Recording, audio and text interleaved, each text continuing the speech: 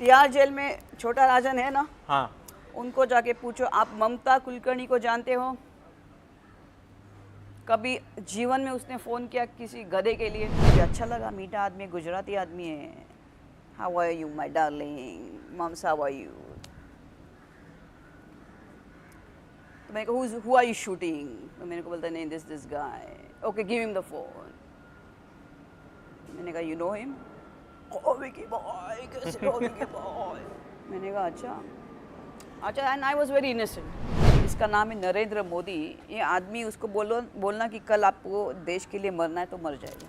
ये उसके अंदर से, उनके खून से, उनके सब व्यक्ति महत्व से समझता है कि आदमी हिंदुस्तान के लिए है। एक बार मेरे ऐसे बाल निकले बाहर पैंट में से ऐसे, याद। तो एक गोरी लड़की थी मेरे पीछे, मेरे को बोलते excuse me ma'am, excuse me. I said या। So I can see some rope hanging down. I said, yeah, rope hanging. I said, मैंने बोला excuse me. I said 1 second. तो मैंने उसको निकाला. Oh my God! नमस्कार, मैं हूं जितेंद्र दीक्षित। एनडीटीवी में आपका स्वागत है। 90 के दशक की एक अभिनेत्री जिसका फिल्मी करियर पूरे परवान पर था, एक के बाद एक हिट फिल्में दे रही थी, अचानक इस सदी की शुरुआत में गायब हो जाती है, भारत छोड़ देती है। 2016 में उसका नाम चर्चा में आता है एक आपराधिक मामले को लेकर। वही अभिनेत्री अब फिर एक बार उभरी हैं, फिर एक बार भारत वापस लौट आई हैं और फिर से एक नई जिंदगी की शुरुआत कर रही हैं। मैं बात कर रहा हूं ममता कुलकर्णी की, जो इस वक्त बातचीत के लिए हमारे साथ में मौजूद हैं। ममता जी, एनडीटीवी में आपका स्वागत है। Okay, thank you. Mamata ji, सबसे पहले तो ये समझना है कि 90 के दशक का वो दौर था और आप सफलता के चरम पर थी। आप जिन फिल्मों में काम कर रही थी वो बॉक्स ऑफिस पर धमाल मचा रही थी, हिट हो रही थी, आप चर्चा में थी। आप उस वक्त की अगर हम बॉलीवुड पत्रिकाओं को उठाकर देखें तो आपको एक सेक्स सिंबल के तौर पर भी पेश किया जाता था, एक ग्लैमरस डॉल के तौर पर पेश किया जाता था और एक के बाद एक कई फिल्में लगातार आपने दी थी। लेकिन अचानक ऐसा क्या हो गया कि 90 के दशक के आखिर में आपने भारत छोड़ दिया, भारत छोड़कर चली गई? तो मैं एक मकसद के लिए मेरा जन्म हुआ था, मेरा बॉलीवुड के लिए जन्म नहीं हुआ था, लेकिन एक समय, जैसे एक बोलता है ना, एक निकालना था। तो शायद मेरी माँ की इच्छा थी बचपन में, वो बहुत लता मंगेशकर की बहुत बड़ी फ़ैन थी। तो एक माँ की इच्छा होती है, वो नहीं हो पाई थी। उसको कुछ रामानंद सागर की सीता का रोल भी उनको ऑफर हुआ था उस समय 1950s में। अच्छा, मेरी माँ, आपकी माँ को ऑफर किया गया था? माँ को ऑफर किया था ओके। रामानंद सागर ने। और हाँ, मेरी हाँ। माँ के मतलब ये 2 बहनें थी, हाँ हाँ तो दोनों के लंबे बाल यहाँ तक, हाँ हाँ, और एकदम पैर तक लंबे बाल। लंबे बाल, और माँ एकदम जैसे आप देखोगे ना सीता जैसी दिखने वाली, लंबे बाल और ऐसे। तो मेरे डैडी ने नहीं अलाउ किया उस वक्त, वो ज़माना ही ऐसा था कि आप, it was not even look nice.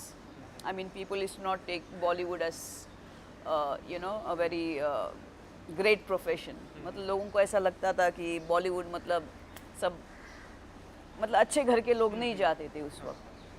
तो उसकी कोई इच्छा रही होगी जो मेरे अंदर वो, by the time I was 14-15, she was one day she went to Hong Kong, Bangkok. Daddy ने उनको टूर्स के लिए भेजा था उनके सहेलियों के साथ।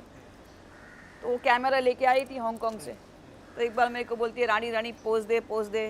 And she sing, work, you are looking so beautiful. आपका बचपन का नाम रानी था? रानी था। और एक होता है ना कि आप बचपन में आप बॉलीवुड में नंबर 1 हो चुके होते हो, बिकॉज मेरी इतनी सारी हिट जा रही थी। आपको नहीं मालूम है, 97 में मेरी 7 फिल्में रिलीज़ हो गई थी और 7 के 7 हिट हो गई थी मेरी। और उसके बाद मैंने काफ़ी वर्ल्ड टूर्स किए थे। 3-4 बार मैं सुल्तान ऑफ ब्रुनाई को भी जाके आई थी, बिकॉज उनकी डॉटर मेरी बिग फ़ैन रही है। तो ये सब आदमी छोड़ता है at the Heights of the career, फिर जाता है आध्यात्मिक जीवन की ओर। तो क्या होता है, गॉड, ईश्वर आपको लोगों के बीच में नहीं मिलते हैं। गौतम बुद्धा को भी सब छोड़ के, उनके पैलेस को छोड़ के उनको वन की ओर चला जाना पड़ा, काफ़ी साल एकांत में रहना पड़ा, काफ़ी साल ध्यान अपने आप को इंट्रोस्पेक्ट करना पड़ा, तब जाके पूरा ब्रह्मांड उनके सामने खेलने लगा था। मैंने सब छोड़ दिया था, मैंने बॉलीवुड छोड़ दिया। अभी लोग बोलते हैं कि मैं ड्रग्स में मेरा नाम आ गया। अभी आप सोचो, ड्रग्स के लिए आदमी कौन करेगा? ड्रग्स के लिए ऐसा ही आप सोचो ना, पैसे के लिए करेगा? जिसने बॉलीवुड की 40 फिल्में छोड़ी जब मैं निकली वहाँ से, मेरे पास 10 स्टाफ थे, मेरे पास 2 घर थे, मेरे पास 3 घर है, एक ऑफिस है और 10 मेरे स्टाफ होते थे, मेरी 2 गाड़ियाँ होती थी।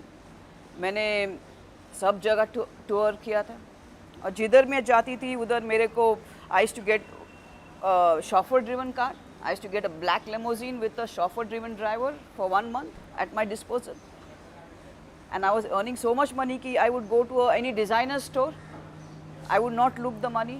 मैंने कभी उसका प्राइस टैग नहीं चेक किया कि ये कितने का है उस वक्त। आज तो सबका फैशन है कि they want a hi fi, Versace and all that. Those years मैंने ऐसे देखे दनादन उठा के डालती थी। ये सब मैंने फेंका उठा के, ये सब को मैंने त्याग दिया। भूख प्यास ये सब चीज़ को मैंने अपनाया। तो ऐसी लड़की जो बॉलीवुड जैसे शौर्य को, जिधर मैं उतरती थी, जब भी मैं उतरती थी, मेरा बॉडीगार्ड गाड़ी से पहले वो दरवाज़ा खोलेगा। Before a sun would come there was umbrella. ये सब छोड़ के and any time I would go to any place. जैसे कोई बोलेगा शोरूम खोलना है तो I would get 5 lakh rupees just like that. ये सब छोड़ छाड़ के मैं I choose a tough life in my जीवन में। तो क्यों आदमी किसी ड्रग्स में एकदम मूर्ख आदमी होगा वो करेगा? किस चीज़ के लिए करेगा? ये प्रश्न सर्वप्रथम होता है जब आप किसी के ऊपर आरोप लगाते हो कि वो किस चीज़ के लिए करेगा वो चीज़। लेकिन ममता जी, आप पर कमजोरी होनी चाहिए। ममता जी, आप पर ऐसा आरोप ड्रग्स को लेकर इसलिए लगा क्योंकि आपका नाम जुड़ा विक्की गोस्वामी के साथ में। जी। और विक्की गोस्वामी के बारे में उनका रेपुटेशन ये है कि वो एक ड्रग्स के स्मगलर रहे हैं, ड्रग्स के कारोबारी रहे हैं। हाँ, सही बात है। के साथ उनका रिलेशनशिप था, इसकी वजह से आपके ऊपर भी शक जताया जाने लगा, आप पर भी आरोप लगने लगे। तो ये बताइए कि आप ये विक्की गोस्वामी के संपर्क में कैसे आई? मैंने एक्चुअली जैसे मैंने बोला था कि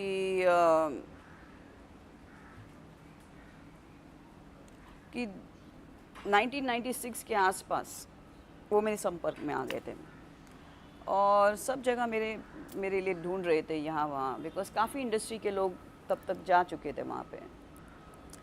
वहाँ पे मतलब कहाँ? दुबई में जा चुके। सब बॉलीवुड गई थी, सबको मालूम है। उसके होटल ओपनिंग्स होते थे, उनके क्या क्या होते थे, उनके होटल्स थे, उनके साउथ अफ्रीका में इनके कसिनोस होते थे विकी गोस्वामी के, और उनके प्राइवेट जेट्स होते थे। तो शूटिंग्स के लिए वहाँ पे काफ़ी लोग जाते थे उनके घर में, उनके साउथ अफ्रीका में, उनके दुबई में। आधी से ज़्यादा डजन इंडस्ट्री अपनी वहाँ पहुँच गई थी, मैं सबसे लास्ट गई थी वहाँ पे। और तो इन्होंने एक ऐसे बिजनेसमैन के तौर पर आपको आपके सामने खुद को प्रेजेंट किया था। क्या हो गया फिर, काफ़ी लोगों के आसपास मेरे जीवन में एक नया सेक्रेटरी आ गया था, मेरा ओल्ड सेक्रेटरी, और मेरा कुछ अनबन हो गया था। तो नया आ गया, नए को फट से फ़ोन गया कि मुझे इसको मिलना है, ममता कुलकर्णी को।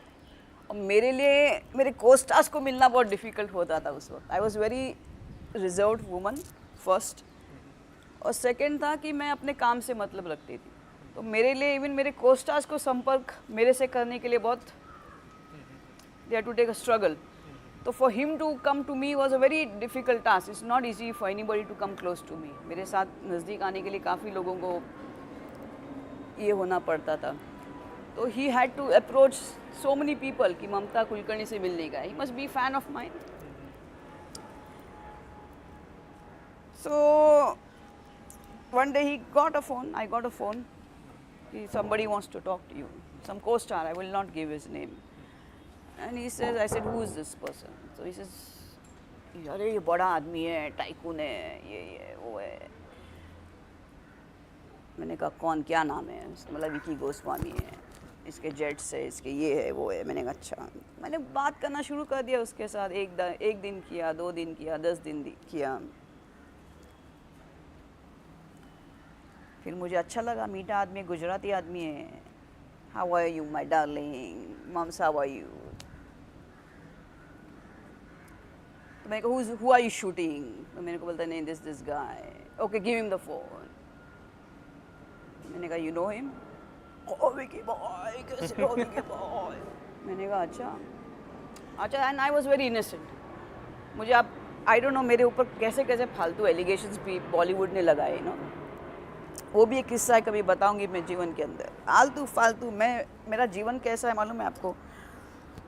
मैं बहुत स्पिरिचुअल. हाँ, उस दौरान मुझे याद आ रहा है क्योंकि हम खबरें पढ़ते थे तो छोटा राजन गैंग से संपर्क के भी एलिगेशन लगे थे. एक काम करो, छोटा राजन है अभी जिंदा है. छोटा राजन तिहाड़ जेल में है. उनको उम्र कैद की सजा लगी हुई है. लगी है ना. हाँ. तिहाड़ जेल में छोटा राजन है ना. हाँ. उनको जाके पूछो, आप ममता कुलकर्णी को जानते हो. कभी जीवन में उसने फोन किया किसी गधे के लिए. Sorry to use the word. And for whom. किस चीज़ के लिए मुझे छोटा राजन की कभी ज़रूरत पड़ी होगी. किस चीज़ की. I was a superstar.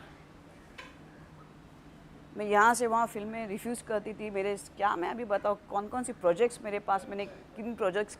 आज लोग उन सुपरस्टार्स के पीछे दौड़ते. I have refused films with these. लेकिन उस दौर में जब इस तरह से छोटा राजन गैंग के साथ आपका नाम जुड़ता था तो आप कैसे इन एलिगेशंस को कोप कर पाती थी. अभी देखो आप मेरे सामने है ना. मैं ऐसी बात कर रही हूँ आपके साथ. वैसे तब नहीं था ना. और आपको इतना भी मालूम है कि 10 मुंह 10 बातें. आप इधर 2 बंद करोगे, ये 5 और खुल जाएंगे. इधर 5 दबाओगे और 15 खुलेंगे. सो माय पॉइंट इज कि मनुष्य ने किसी को छोड़ा है क्या. भगवान को नहीं छोड़ते, श्री कृष्ण को नहीं छोड़ते. तो मैं किस खेत की मूली हूँ. सीता माँ को नहीं छोड़ा तो मैं कौन हूँ. Who am I. I am in Bollywood. Sita didn't come in Bollywood. So Bollywood is all types. And believe me, I come from a Brahmin family. I never came for money. मैं पैसे के लिए बॉलीवुड में नहीं आई थी. मेरे डैडी डेप्यूटी आरटीओ है ठाणे में. He is done 35 years. We don't need to come to any Bollywood for at least for this. तो what will be the reason. किस चीज़ के लिए. ममता जी, जिस दौर में आप का करियर था बॉलीवुड में, आप एक के बाद एक फिल्में कर रही थी, 90 का दौर था. उस दौर में ये भी माना जाता था कि अंडरवर्ल्ड का बहुत बड़ा दखल हुआ करता था बॉलीवुड के ऊपर. और अंडरवर्ल्ड से लोग अंडरवर्ल्ड के लोग एक्सटॉर्शन भी करते थे फिल्मकारों से. इसके अलावा कई बार फिल्मों में जो है किसको रोल देना है नहीं देना है, स्क्रिप्ट भी मैनिपुलेट की जाती थी. अंडरवर्ल्ड के एक डॉन दाऊद का भाई तो फिल्मों में गाने भी लिखता था. आपने किस तरह से देखा अंडरवर्ल्ड के उस प्रभाव को बॉलीवुड में.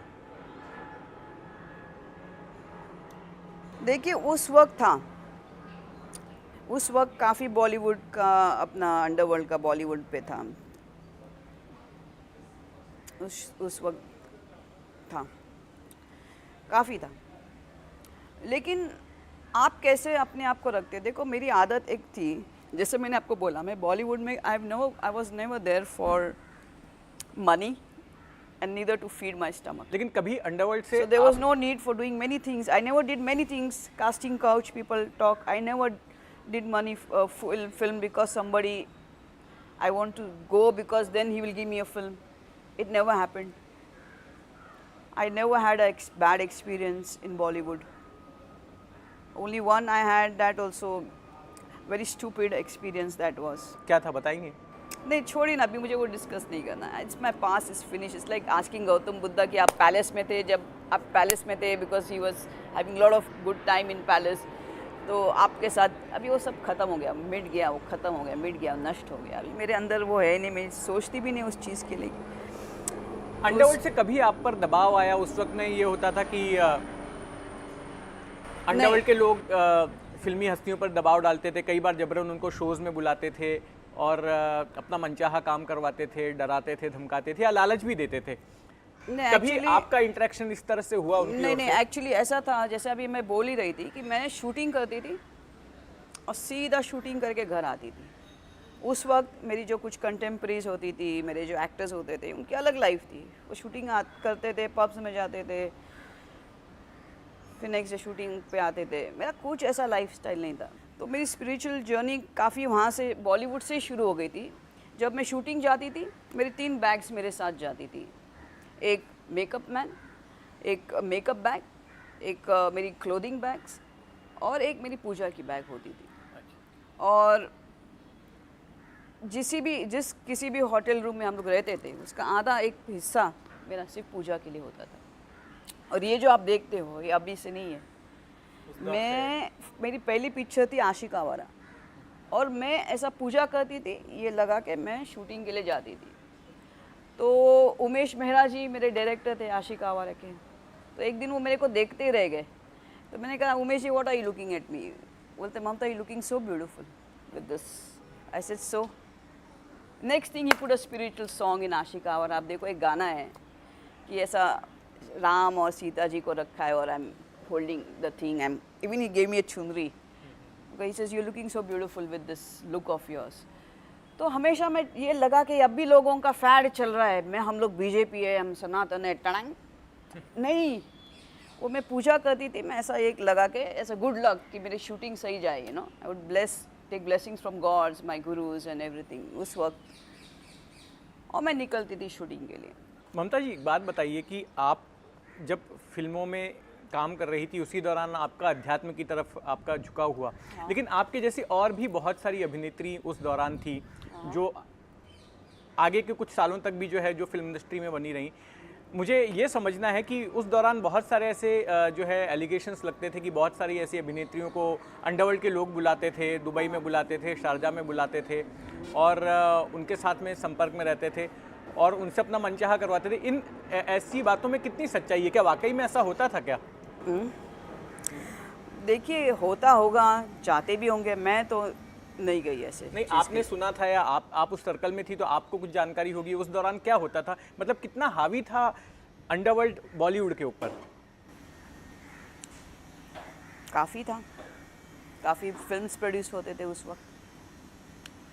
सिर्फ बॉलीवुड नहीं, मैं तो बोलूँगी everything was corrupted, everything was corrupted. Even police force, लोग बोलते एक समय था कि लोग बोलते पुलिस के पास मत जाओ, आप जाओगे तो वो सीधा ऊपर फ़ोन कर देंगे, ऐसा भी था।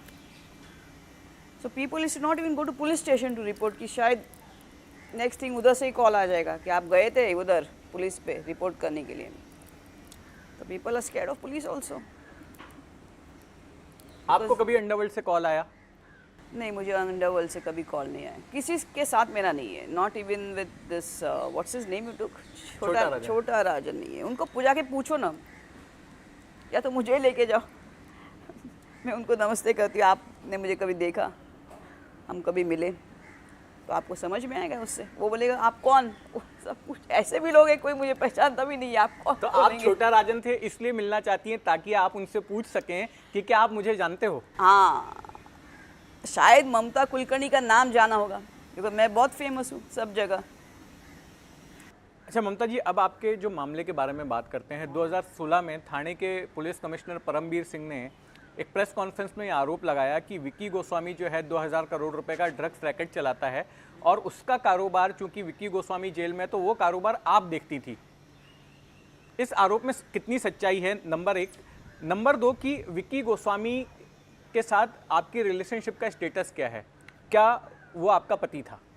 नहीं, मेरा पति नहीं था, उतना समय ही नहीं मिला बिकॉज वो 2001 से 12 जब मेरा एक्चुअल तपस्या मेरी शुरू हो गई, बिकॉज उसने मुझे बुलाया था वहाँ पे। और वो मैंने अभी दूसरे परसों के इंटरव्यू में मैंने बताया कि कैसे क्या हुआ था कि उसने मुझे बुलाया, वो जेल के अंदर था, किसी कारण था, बोलता था मैंने नहीं किया, तो उसको मिलने गई, उधर ही रह गई मैं। उसको बाहर निकालने के चक्कर में मैंने बहुत तपस्या की, इतनी तपस्या की, इतना ध्यान किया, और ये सिर्फ इसलिए था कि वो बाहर निकले वहाँ से, बिकॉज़ बाकी उसकी फैमिली या कुछ ऐसे थे, वो नहीं चाहते थे कि वो बाहर निकले, जिसने उसके पैसे लिए थे या उनकी प्रॉपर्टीज़ ली थी। तो मैंने कोशिश किया कि अपने ध्यान द्वारा, तप द्वारा उसको बाहर निकालूँ वहाँ से। और जब मेरा ध्यान ख़त्म हुआ, वो बाहर निकला, तब मेरी कुंडलिनी शक्ति यहाँ तक आई थी, सहस्रार तक, और मेरी इच्छा सब खत्म हो गई थी आदमी के लिए, प्यार के लिए, जिसके लिए मैं आई थी, सब छोड़ के। और मुझे लगा अभी मैं इसके साथ क्यों जाऊँ, मेरा कुछ रहा ही नहीं अंदर से, मैं एकदम पत्थर जैसे हो गई थी।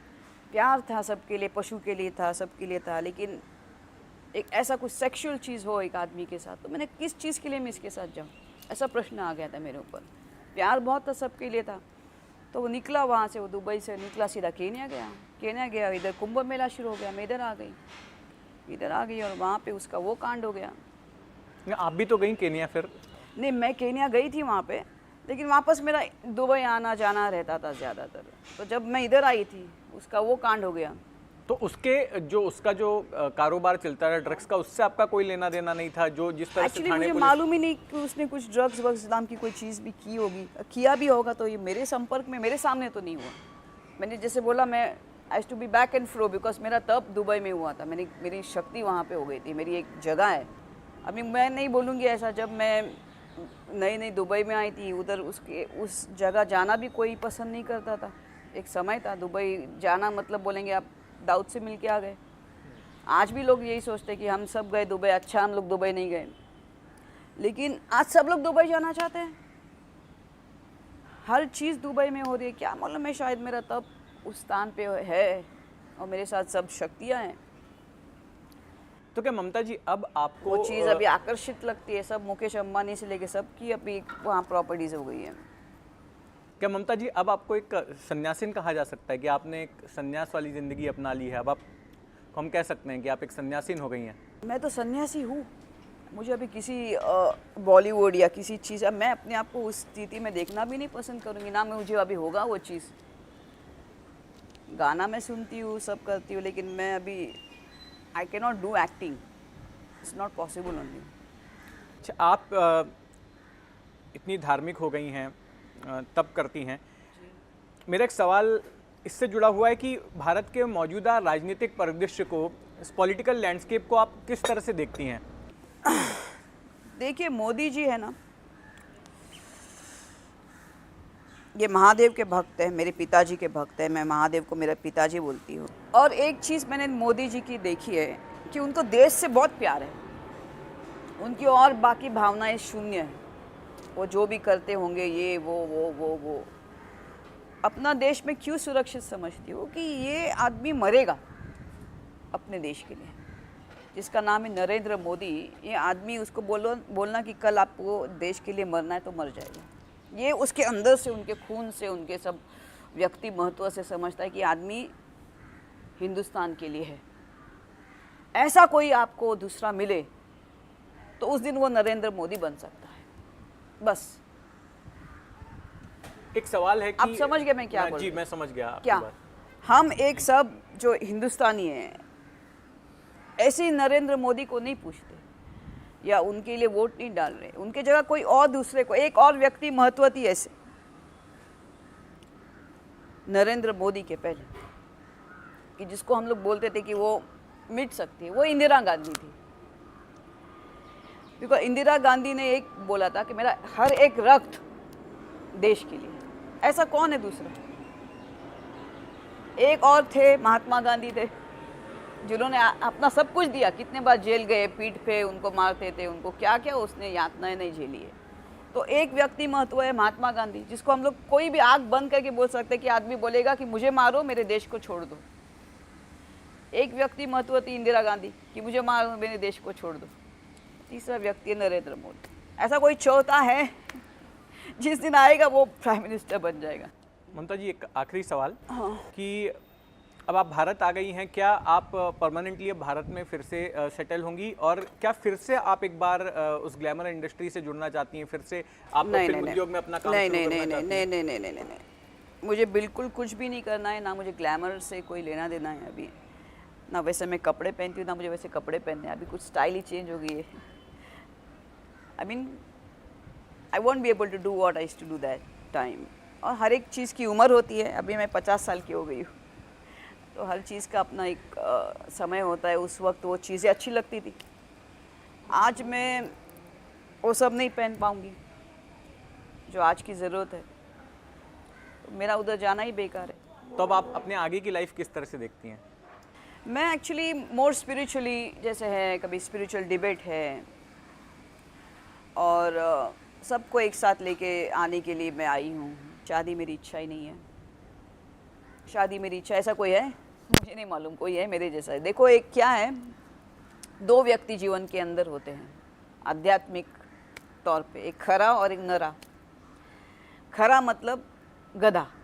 गधा किसको कहते हैं? जिसको कुछ ब्रह्मचार्य का ज्ञान नहीं, उसको ध्यान का ज्ञान नहीं है, और जिसको भगवान का कुछ ज्ञान नहीं है, उसको धर्म का ज्ञान नहीं है।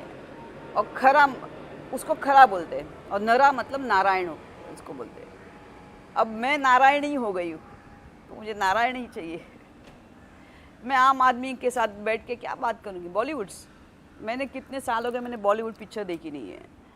अभी मैं किसी KBC जाऊँगी तो मैं फर्स्ट 5 क्वेश्चन में भी फेल हो जाऊँगी। मैं, मेरे सामने अगर कोई आज के कोई निकलेंगे, मैं खुद ही नहीं पहचान पाऊँगी कौन है करके। कसम से मैं बोलती हूँ। And I didn't want to present myself in this way anywhere, because इसकी भी अपनी एक रिएक्शंस होती हैं सब जगह। तो एक बार मेरे ऐसे बाल निकले बाहर पैंट में से ऐसे याद, तो एक गोरी लड़की थी मेरे पीछे, मेरे को बोलते excuse me ma'am, excuse me. I said yeah, I can see some rope hanging down. I said, yeah, rope hanging. I said, मैंने बोला excuse me. I said 1 second. तो मैंने उसको निकाला. Oh my God! I said, ma'am, it's not rope, it's my hair. और काफ़ी होता था ये, स्पेशली अरब्स ना, लेडीज़ है, उनको ये लंबे बाल बहुत उनको शौक होते हैं। ममता जी, बहुत शुक्रिया, आपने NDTV के लिए समय निकाला और अपनी कहानी सुनाई कि किस तरह से आप एक सफल अभिनेत्री से सन्यासिन बनी। बहुत बहुत धन्यवाद। Okay, thank you. Cameraman Mahesh हलवाई के साथ जितेंद्र दीक्षित, NDTV मुंबई।